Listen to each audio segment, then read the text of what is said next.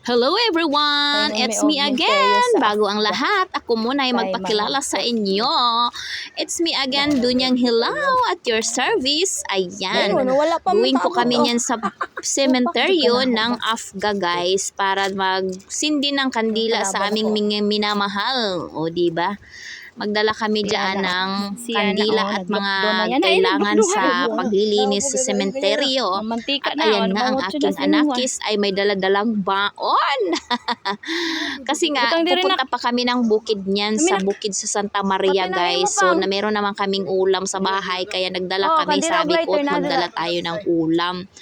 Para naman may maano tayo pagdating doon, o di ba? Hindi talaga naniniguro talaga kang ginimapas mo. Sabi nga ni Kuya, iiwan daw kuno namin yung aming dalang pagkain doon sa daanan na lang namin pag kami ay tapos na doon sa sementeryo para pag magsindi ng kandila. So kaya sinabit naman ni Mr. doon sa puno ng Madrid de Cacao o Jiva. At dinala na lang namin ang mga kandila na kailanganin namin sa pagsindi. So, dali-dali namang lumapit ang aking sister para kuhain ito. Dahil ako naman ay nagtaga-video at siya naman ay nagpa-cute agad-agad. Talaga naman. So, buti na lang talaga guys. Maganda ang panahon ngayon. Mainit at walang ulan. So, tamang-tama ang aming lakad for today's video. O, diba? So, ayan na. Nagsabay na ngang maglakad itong dalawa para umakyat na kami doon sa taas kung saan nakalagay po ang aming pupuntahan. Yun po yung mama ni Mister at kanyang lula ni Mister at lulo ni Mister. At nandoon din po yata yung kanyang tita. So, nakarating na nga kami doon. At pagdating namin ay maganda at malinis na po bago pong pintura.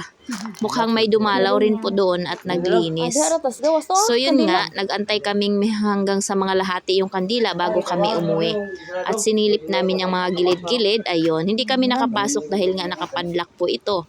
So okay lang naman yun kahit nandyan kami sa labas. Ang importante naman ay makapagsindi tayo ng kandila guys. Okay?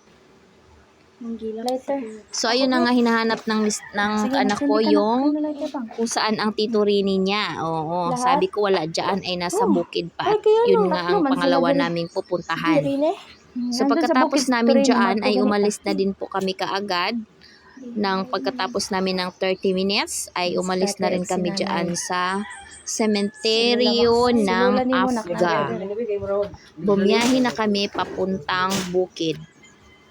So, ayan po yung kanyang mother. Ayan. At pagkatapos ay binaybay na nga namin ang kalsada papunta sa bukid ng Santa Maria. At sobrang ganda ng tanawin dyan guys. O tingnan nyo naman. Mabuti na lang at maganda ang panahon. Talaga namang yun ang tinapat namin na araw. Dahil maganda nga ang panahon. Hindi madulas at walang ulan. Okay, so yan po, naka-costumes kami dyan ng bonggang-bongga. Jacket, ako talaga dyan guys, kay maraming damo. Alam nyo naman, hindi tayo ready. So yun na nga guys, sumakay kami sa aming service. So ayan nga, nagpasundo nga kami dyan sa pinsan ni Ryan na to the rescue naman agad-agad sa amin. Thank you pala kay Jo Ontas, thank you kuya, salamat sa iyong for the go, sundo hatid. O diba? Ganyan talaga kapag umuwi kami dyan, siya talaga lagi ang aming natatawagan kapag gusto namin pumunta doon sa bukid. At sabi ko nga sa kanya, pagdating namin dito sa may sapa na kuya, baka pwedeng dyan tayo dumaan sa sapa, ayaw ko doon sa tulay. Dahil natakot ako guys, baka makagaya sa amin doon tulay namin na naputol o jiba. So sabi ko hindi naman mataas ang ilog or ang sapa, kaya doon tayo dadaan. So nga lang, pagkadating namin doon sa may bungad, pagkatawid namin sa sapa ay hindi pa nga ito semento. Oo. So sabi ko nga, kung kailan na nandito na sa bungad ay yun pa ang hindi na si semento. So ganun talaga kasi Pinoy eh. Reklamo ka pa talaga eh, no? Bruhelda kang Dunyang Hilaw ka, charot. May galit sa sarili yarn. Yun lang. So, ayun nga guys, pagdating namin dyan at bumungad nga kaagad sa amin niya magandang kalsada. Pagkatawid namin dun sa may sapa o diba? So ayan, nakaupo ako dyan sa may katig at yun namang isa ay nandun sa kabilang katig sa right side at ako sa left side, and my daughter and my sister at the back ng driver. O diba? So ayan po guys, at matindi talaga, diba? Ganda-ganda ng view.